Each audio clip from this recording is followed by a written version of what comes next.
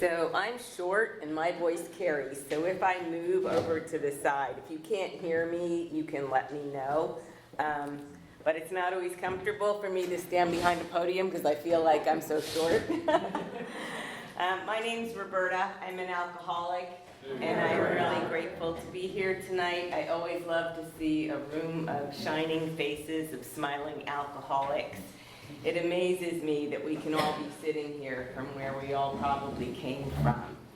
And if there's anybody new here tonight, there's something that I used to hear when I got sober. I don't hear it that much anymore, but if you're kind of sitting on your hands, wondering what this broad has to say that might be of any relation to you, wanting to run out of the room screaming, don't quit 5 minutes before the miracle happens, because if you look around the room at everyone here, everyone is a miracle. Because I don't know about all of you, but I should be dead or drunk, for sure.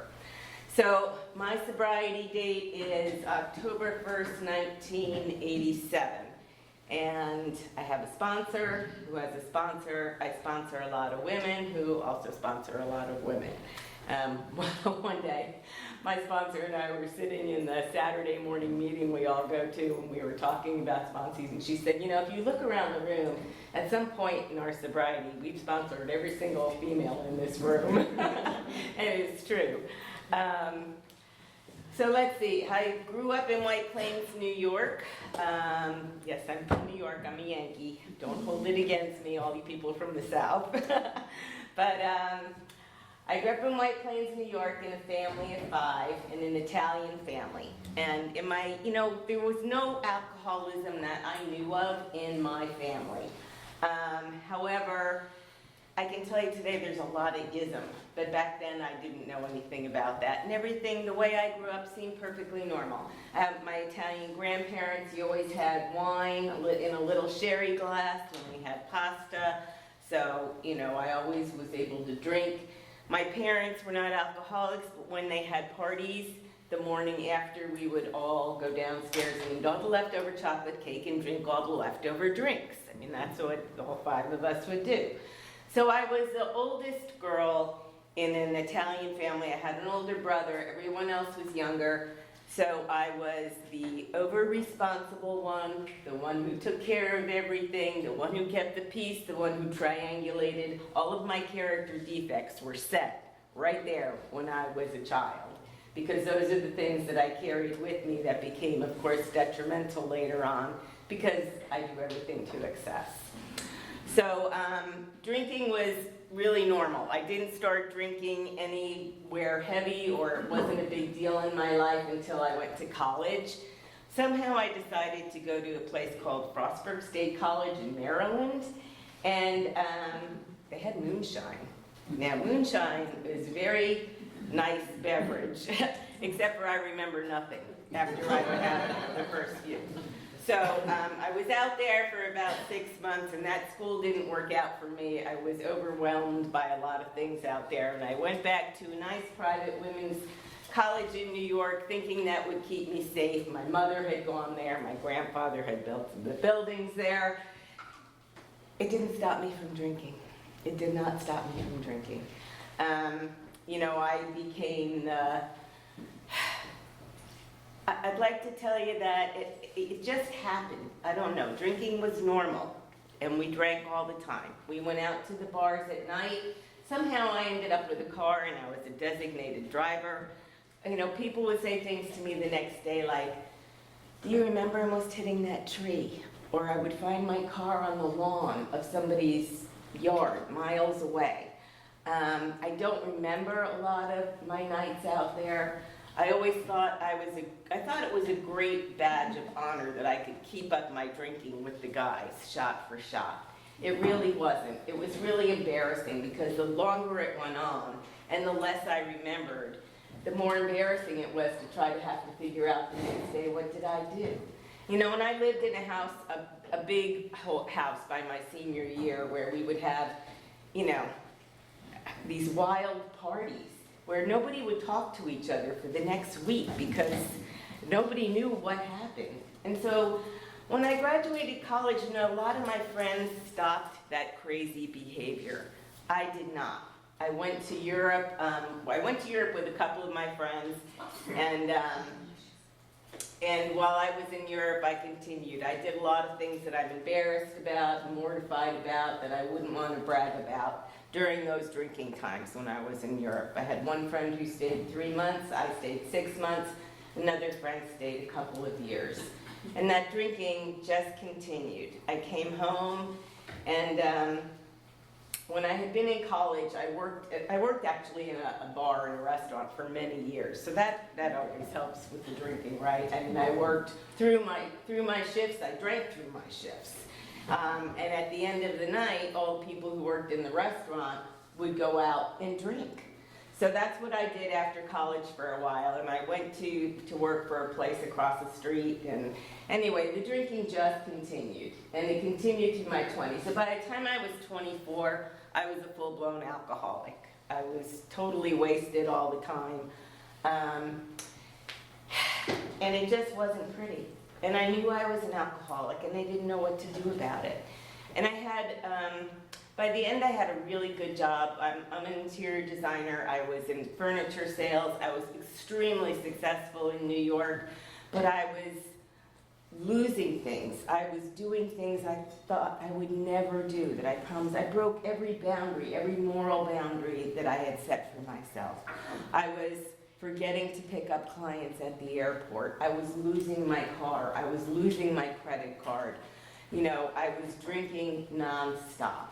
Really, you know, those drinks, the drinking started, I would say, heavy when I was in sales, and I would have, you know, it was back in the 80s, right? A martini lunch was really not a big deal back then, except for I'd go back to work, and then eventually I didn't go back to work, and then the drinking didn't stop, and then it continued all afternoon and evening. And then eventually, you know, other substances got mixed in with those things, and the more other substances got mixed in, then I needed a drink in the morning because I had been up all night just to get me going. And by the end, I was really a mess, and my boss didn't know what to do with me. Well, my parents had moved out to California. My dad worked for MGM UA, so I went out there to visit, and my older brother by then was a full-blown alcoholic too. So the two of us went out there to visit. We were drinking on the plane. We were totally drunk by the time we got out to visit. And while we were there that Christmas, my brother and I had friends from home that lived out there, and we went to a party.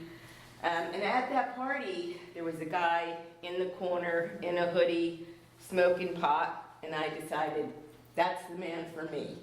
And I'm still married to that man today. So I met Steve out there, and we became drinking buddies, but I still lived back in New York, so we had this long-distance relationship for a while. And I decided that, you know, the drinking was so out of hand that if I moved to California, it would fix it. But I took myself with me. I took my drinking with me. I took my behavior with me. I took all the crazy with me. So moving into your parents' house at 27, at a full-blown alcoholic, not a good idea. Not a good idea. Not comfortable. So I was living in their house. I was hiding bottles when I could buy them under the bed on a pretense like my workout bag. Like I couldn't work out, but I would have them under the bed. My dad had vodka in the pantry, and so I would wake up really early, and I'd go slug some of that down. And then I'd have to try to remember during the day, like how much I had, and I'd fill it back up, and all of that. And God, that was a lot of work. It was really a lot of work. And my dad worked for MGM, and I told him I was an alcoholic. I mean, I had to. It was obvious. And he said, Robbie, the only people I know who stop drinking are people who go to those meetings. So I went to my first AA meeting. It was on a Sunday night. It was in Woodland Hills, California. And I didn't hear anything. And I was in the bathroom afterwards, and some women were talking about normies versus alkies. And I was like, well, I'm normal. So I went home, and my sister said, Robbie, just have one glass of wine. And so I did. And so that kept me drinking for a while longer. But I still have the big book that I got at that meeting, And I held on to that. You know, I didn't do anything with it, but I held on to that. And after that, my drinking got really bad. I changed jobs. I was drinking. I would go to the job. I would drink all their alcohol, try to refill the bottles. I was in sales, so I would, you know, I was always traveling. I got caught drinking by the cops. My parents had gone to pick up my poor little old aunt and uncle who were coming out to visit for the first time, right? The cops had stopped me. I don't remember any of this, by the way. But the cops stopped me and they deposited me literally in my suit, flat out, on my parents' doorstep. My license was sticking out of my briefcase, which let me know that the cops had stopped me.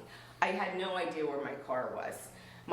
So when I came to, I was back in my parents' house. They were mortified because my aunt and uncle were there. Giving me the lecture. And all I could think about was, I need a drink. That's all I could think about. I need a drink. So I had one. And I had to find my car. I had no idea. It was like down on Ventura Boulevard. So I decided, since I had gotten caught with that pint, I would start buying the little travelers. Because that way, if I got caught, they were easier to get rid of.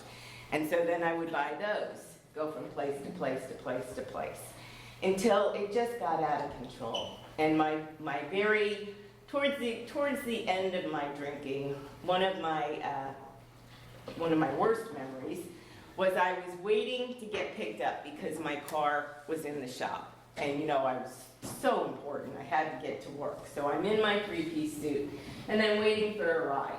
But you know, they were coming late, and I drank at like 6, I drank when I got up, okay?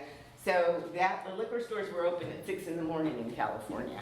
So I was waiting for my ride, and I couldn't take it. I needed another drink. So I went to Vaughn's, which is a supermarket out there. I bought a no-name bottle of vodka. I went around the back and slugged some of that down so I'd get myself even, and I threw it in the dumpster.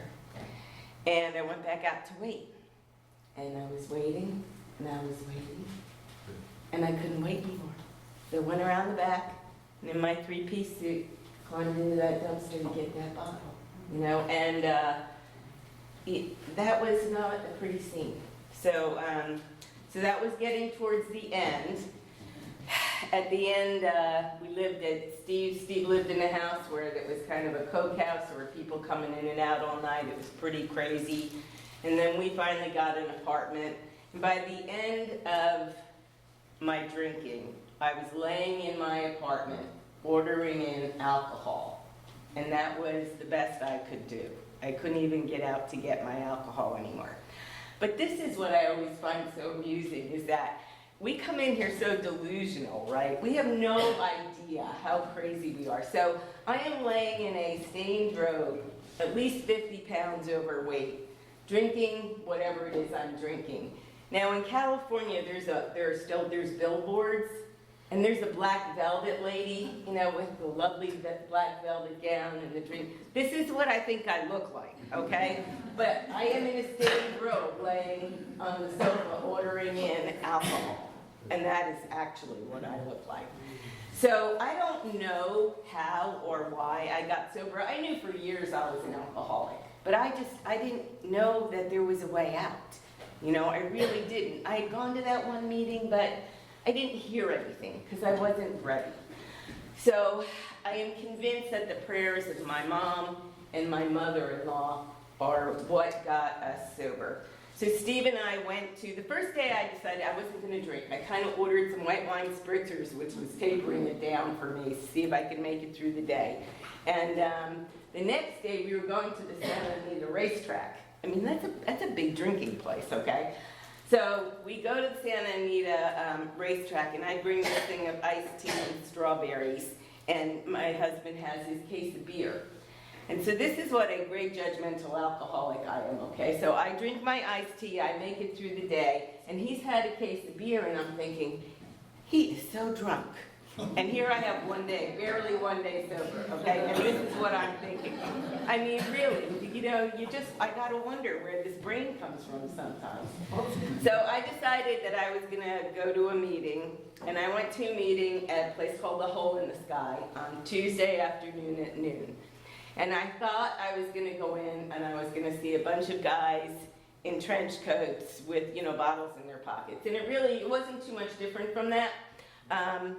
But there was one woman there, one woman. Her name was Jo Williamson. She had 25 years of sobriety, and she rarely went out to meetings anymore. And that woman was my angel, because I always felt like God put her there for me. And she talked to me afterwards, and she told me about a couple of women's meetings that were in the San Fernando Valley that I went to the next day, and that became my home group. And I went to that women's meeting, and I slunk in the back, and I didn't talk to anybody, and I went in late, and I left early, but I went, and I kept going. And I thought nobody noticed me, because I would never raise my hand. Interestingly enough, my brother Steve got sober before me, and he came out to California to try to get me sober. So he said, I'll meet you at a meeting. And I said, well, I'll meet you at a bar first, because of course I had to have some drinks.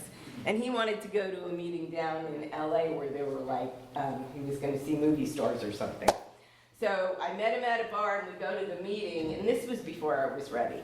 And they said, is anybody new? And my brother pulls my hand up like this. I'm like, get up! I didn't want to get sober. But by the time I did want to get sober, and I went to those women's meetings, I didn't talk to anybody. I tried to be unnoticeable. I wore this is a meeting of 20 women, okay? Maybe 25 on a good day. So I was very noticeable. But I wore the same sweatsuit for about 6 months. And I finally got the nerve to ask this woman if she would be my sponsor. And she said, well, let's go talk. And so we went out to lunch, and she said to me, well, do you do anything else? And I said, like what? And she said, well, like smoke pot, take pills, do drugs. And I was like, well, yeah, but I'm not drinking. I didn't know that you weren't supposed to do other things. And so I remember I came home, because sorry that I'm sharing part of my husband's story, but it kind of gets all melded together at some point. I didn't know, when I would go in the mornings on the weekend, I had to get out to get my bottle, right? Because Steve's rule is he didn't drink till 12. So I had to go out to get my alcohol, because I drank when I got up. So I would say, I'm going to go get bacon and eggs. And I would go to the liquor store, and I'd throw up that first bottle of alcohol so I could get even. Little did I know that when I was gone, he was like, oh, she's gone, good, I'm going to go on the porch and smoke my pot. So, I found that out years later. And so when she said to me, do you do anything else? I had to go back and say to Steve, we've been, smoking pot to take. I said, we can't smoke pot anymore. He's like, really? So we had to give that up too. So I'll tell you that in my first year and a half, and I'll use the term sober loosely, I did everything you shouldn't do, okay? Because I was going to prove that my case was different. We drank near beer, okay? So that was the first thing we did you're not supposed to do. And then every time I went away, I went to my grandmother's funeral, okay? My Italian grandmother's funeral. Going back to your New York Italian family, staying in a small apartment with 7 people, not a good idea, really not a good idea. And it was very stressful and very upsetting. And I found some aspirin with codeine under the kitchen cabinet. And I took it, because I thought, well, I'm not drinking. And there was no alcohol. And so when I went back, I told my sponsor, and she said, you think you should change your date? And I said, why? I didn't drink. And she said, it's a suggested program. God lovely, she let me whirl and whirl. And then I forget, one time I went home to, first time I met Steve's family, and it was in the medicine cabinet. Why I was in the medicine cabinet, I don't know. I had a cold. And I found some cough medicine. That was prescription. That seemed like a good idea. I didn't need that. So I went back and I told my sponsor, and she's like, you gonna change your date? And I said, why? I didn't drink. It's a suggested program, Roberta. And that's what she would say about everything. She would say, it's just suggested, Roberta. And she would watch me whirl. They all watched me whirl, And I did many things like that. I drank NyQuil, I drank vanilla, you name it, I tried it to show that my case was different. And guess what I found out? My case is not different, okay? It's not different. And so my anniversary is on my youngest sister's wedding, or the night before. So we went home and, we were gonna get engaged and they got engaged before us, heaven forbid. And so I had a little resentment about that. We went home and stayed at Rose's place, and I have a lot of other issues as well. So I had a food issue. Anyway, we were at Rose, and I did a bunch of things. I ended up drinking a bottle of mouthwash, and it wasn't, a bottle of alcohol, but it might as well have been. And if there had been one there, it was the behavior. It was the insanity. And so when I went back to California, and I told my women's group, and there was this old broad, and I'm probably older than she is now, but her name was Peggy Marshall, and God, I loved her. And she said to me, "Why the hell don't you get a bottle and get it over with?" And let me tell you, I was so pissed off that I haven't had a drink since, or NyQuil, or anything, I messed with anything. So I proved Peggy wrong. But, that's what it took. It took her making me mad, to prove a point. And one of the women said, Roberta, you might want to stop looking for the differences and start listening for the similarities. And because up to that point, I had been fighting. I was not ready to surrender. I was going to show you all, when I came into the room and I heard people talk about dysfunctional families, I was like, I feel sorry for all you people. My family's fine. I can tell you today, my family is absolutely crazy. And the longer I'm sober, the crazier they are. However, at the time, that's what I thought. I was a nice girl who drank too much. And if I put the bottle down, I would be fine. But there was no fun. There was nobody to go back to. It was like creating and finding a whole new person. And what a wonderful gift and what a wonderful adventure that we get to have in finding a whole new person. And I lived out in California sober for about 10 years. I sponsored a lot of people out there, and not one of them stayed sober. But Grace, my grant sponsor, said, but Roberta, you stayed sober. And they would give me everybody who came out at every hospital, every halfway house, every coma, and they, give them to Roberta.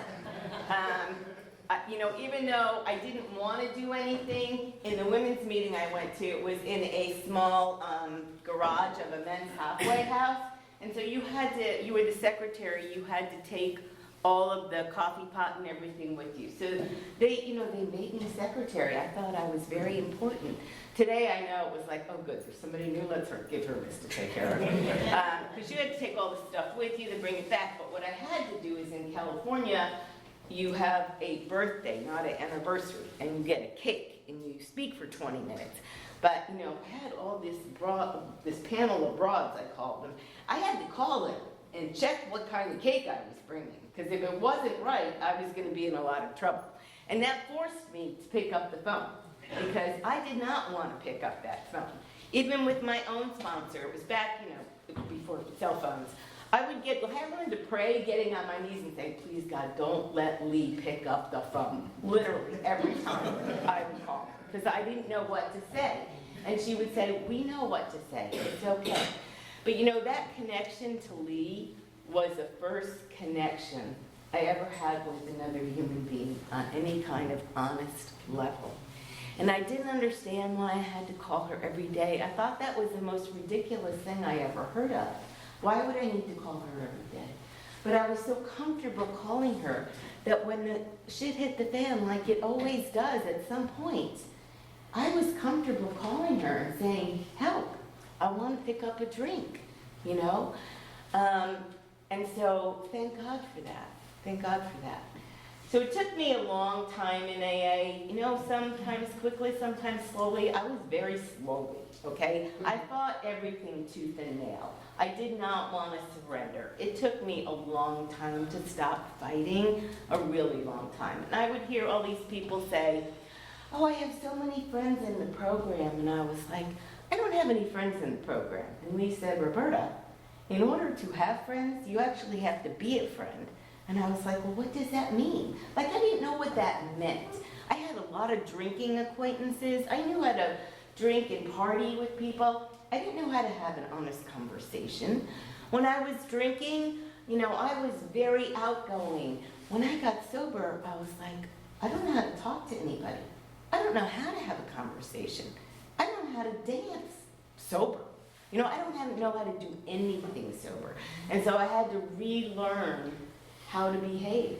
And I would watch, you know, these women. And I would watch how they dressed. And I would watch how they took care of themselves. And I would watch how they talked. And I would watch, you know, how they shared and how many people they sponsored and all of these wonderful things. And I wanted to be like them. So I would go to 2 meetings. I went to the Hole in the Sky, which was a crazy clubhouse, early in the morning. And then I'd go to the women's meetings at Remit. And those 2 meetings kept me connected and kept me sober.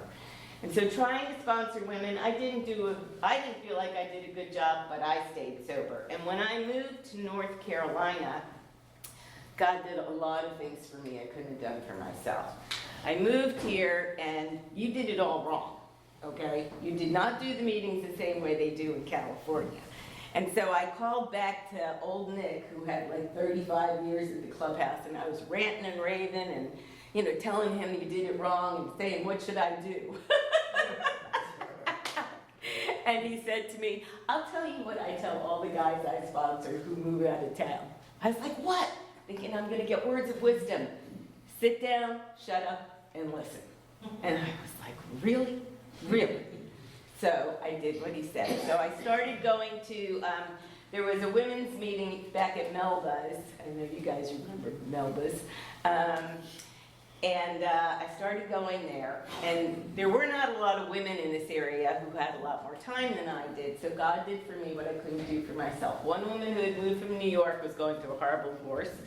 Another woman who had recently moved there was actually somebody I went to high school with. And the third woman is the woman who is my sponsor, because she was the one I asked, because of the other 2 were out, and she is still my sponsor 26 years later. And you know, that relationship is amazing, because I get the gift of having that kind of long-term relationship with somebody and being that close.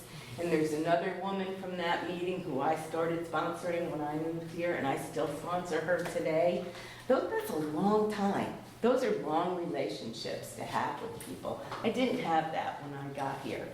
So when I started going to Melba's, I got the job of the coffee pot. So the women's meeting was before the big 8 o'clock meeting. So you had to do those big urns, you know. You had to be there like an hour early, turn on the lights, see all the things scattering on the floor.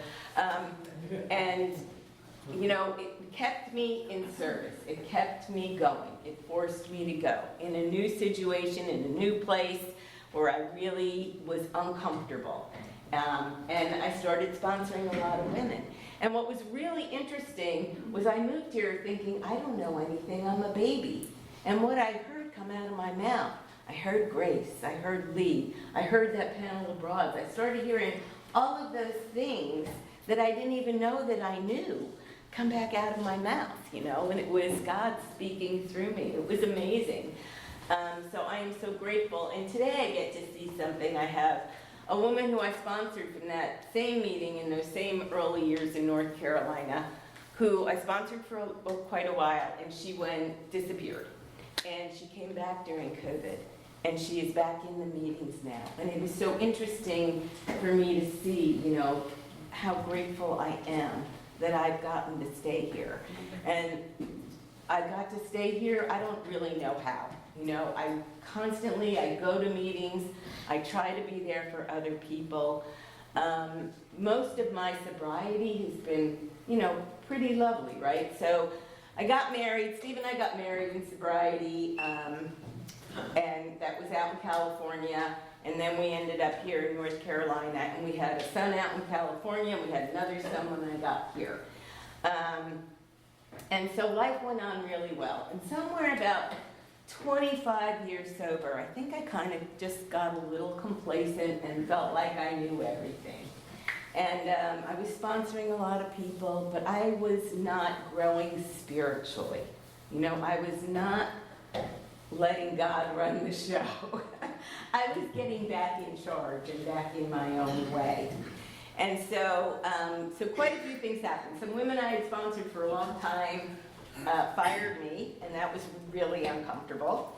I did some things that made me uncomfortable with some other people I sponsor, and it was kind of, at the same time my dad started failing, so my father died, my mom had dementia, my oldest son moved to Minneapolis, my youngest son was in his freshman year, kind of had a meltdown and almost had to drop out. I got breast cancer, the dog died. I mean, it was one of those, it was just a storm of stuff, of life at one time. And, to me it's amazing. In Greenwood Forest Group in North Carolina, you pick up a brown chip for a shitty attitude, okay? And I picked up a brown chip at the start of all of that. And I held on, and this went on for like 6 years, but for the first 2 years, I held on to that brown chip. And I had it in my car, and on Sunday nights I'd be like, should I take it in? No, I don't think I'm ready. I don't think I'm ready to surrender. But the only way I made it through all that time, okay, with my parents and with my kids, is because I had stayed in the middle all of those years. And I went to meetings all during that time. It was not pretty. My behavior was terrible. I'd like to tell you I turned it all over to God and it was grace. No, it wasn't. I was kicking and screaming the whole time, watching your one parent die and the other go through dementia for 6 years and it was rough. And then with the kids on top of it, it was rough. But, I'd be calling my sponsor practically every day. She's like, what is it today? Every day seemed like a new adventure. But I love being able to say that I made it through that time and I came out the other side. And it is just by the grace of God, right? Because what a gift we get. We get to have tools on how to live. I didn't know how to live when I got here. I had no clue. If I had a traumatic event, life was over, I only knew how to look at the negative. And one of the things I've seen, especially in my recent years, I have 4 siblings. I don't see all of them very often. I talk to both of my sisters a lot. Both of my sisters are untreated ism of whatever case. But the negativity that they focus on, the looking for the chaos, I don't miss the chaos. I don't miss the negativity. I love waking up every day, being grateful. This month is the gratitude month, and we're doing grateful with, a bunch of us on in the morning. And to be able to have that blessing as opposed to waking up and thinking, isn't this awful? Isn't this awful? Now I can still do that, by the way. I know. I can have the same exact things. I'm such a chronic malcontent. The first time my sponsor ever said, Roberta, you're a chronic malcontent, I thought, what does that mean? And the grass is always greener, right? Like I want it to be like this. And then I get it like this, but it's not exactly according to my specifications, right? Like this is what I wanted, God, thank you, thank you, thank you. But then it's not exactly like I want it. And so then I'm not happy with it. And then I want to change it again, or I want to change it back. So as an alcoholic, I really have to be careful that my brain reminds me to turn it over to God, okay? Control is probably my biggest character defects. And for me, I can take that control, I can hide it under the guise of manipulation, I can make it look really good with that bad motive underneath. I don't even have to think about it. It comes to me naturally. And it's a very scary thing that I have to work on all the time. And those are gifts we get in the program, I didn't know that somebody would give me tools. I didn't know that I had a higher power. I had a God when I got here, and he wasn't a punishing God. I always had, he wasn't, I had God, but it wasn't God, not God. I still thought like I was in charge and he was kind of hanging around someplace. And today I know that if I turn it over and I let it go, it'll be okay. The problem is I always want to take it back. You know, and I can pray for that in the morning, and I have to stop and pause during the day a million times. Thy will be done, not mine. Thy will be done, not mine. Because I take it all back in a flash, and I don't want to do that today. And you know, working the steps, the 10th step, we were talking about this the other day, you know, when we're wrong, promptly admitted it. Today, I can admit that I'm wrong. Today, I know nothing. But I didn't know any of those things when I got here. I always thought, you were right. You know, in my family, that's how we grew up. This is how you do it. This is the way you do it. This is right. Today, I know that's not true. There's many ways to do anything. There's many ways that are right for everything. But that's not what I thought when I got here. So many changes and so many differences of, you know, when I got sober and staying sober today. And sponsoring women is one of the greatest gifts of the program. And even just having women call you. So there's someone who's new, and I don't know why she started calling me. She was new again a couple of months ago. But I tell you what, it is such a great gift, because her gift of desperation is a gift of joy to me to hear that reminds me of how hard and how painful that was, and that I don't ever want to go through that again, because what we have today, you can't get. How do you get this? You know, maybe we had to go through a lot of misery to get sober. I don't know about you. I had to go through a lot of misery, but the gifts are amazing, are absolutely amazing. So today, I try to go to meetings. I probably go to about 4 to 5 meetings a week. I talk to about 2 to 3 or more alcoholics every single day. I try to stay connected. I love what we've been doing with my friend over here, and that is we've been doing something every month. I've been doing it, I think we had acceptance one month, let go and let God. I've been doing it with about 10 other women, and the connection you get from that is so amazing. You know, it is such a gift. So for me, being sober, I wouldn't give it up for anything. You know, I have a wonderful life today if I choose to go to meetings every day. If I choose to remember to stay sober every day. You know, we have that choice. When I got here, I didn't have a choice. I literally had to buy a bottle. I would come apart. I was shaking by 6 o'clock in the morning if I didn't have a drink. And today I have a choice that I don't have to pick up that drink. I can pick up the phone when I'm uncomfortable. I can pick up the phone when I'm not uncomfortable, just to connect. I can be there for others in the room. I can shake hands and welcome people who are new. You know, people always say to me, oh, I'm new, I can't do anything.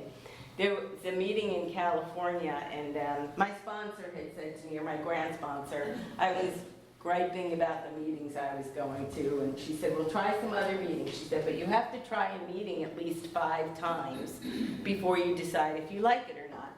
So I was at that Hole in the Sky Club, and I went to the early morning meetings there. There were a lot of people who came in from the street that the police would drop off, so it could get a little crazy.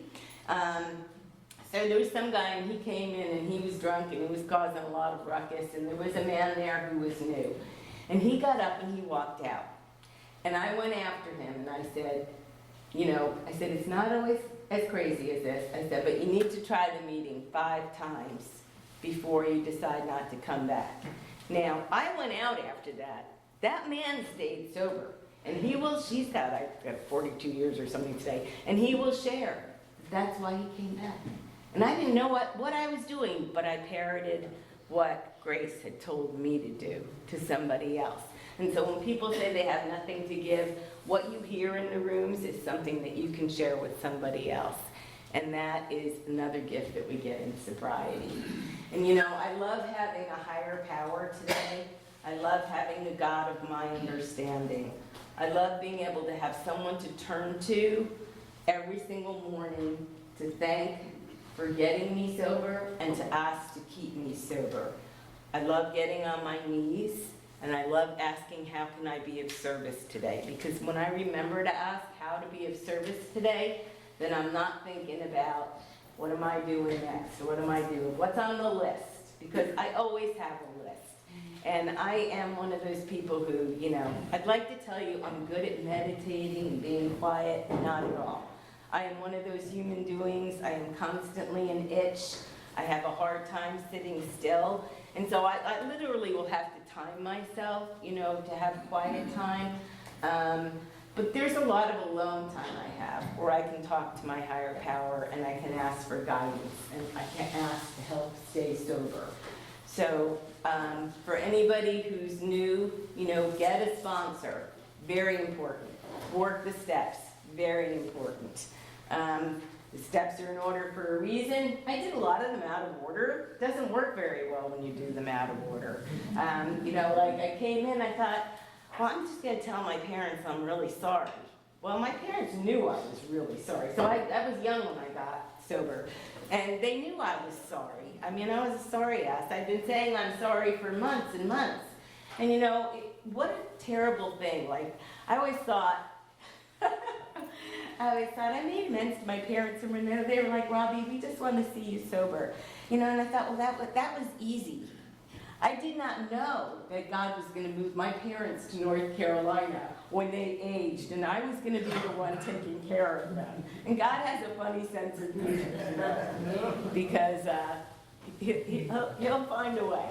So, you know, I put those people through a lot of torture. I really did. At the end of my drinking, I was living out there, and it was really, really not pretty. And so I was grateful that when they did come here at the, you know, with the end years of their life, I was a sober daughter. I could be there for them. And my parents passed, I had no regrets, you know, no regrets whatsoever. I did everything I could have, you know, and sure I could look in things and say, was it enough? Is it ever enough? I don't know if it's ever enough, you know. But I do miss them terribly. They were a gift, because without them, I don't know that I would have gotten sober. They did not give up on me when I was in the worst of my drinking. And I don't even know why, but I don't even know why this always stuck with me so much.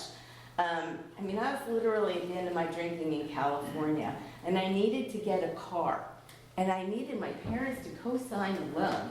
And my mother was like, no way are you allowing her to do that, because I was a full-blown alcoholic by this time.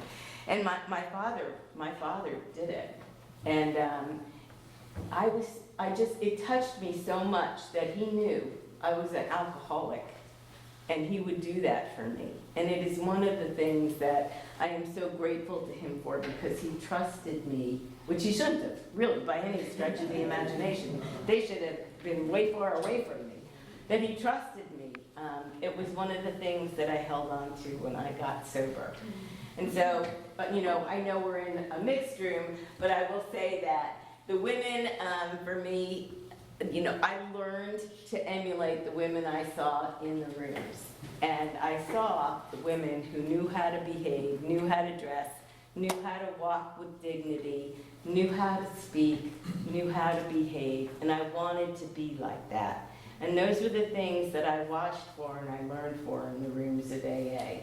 And so I am very grateful to be sober. I'm very grateful to be here tonight. And I thank you very much.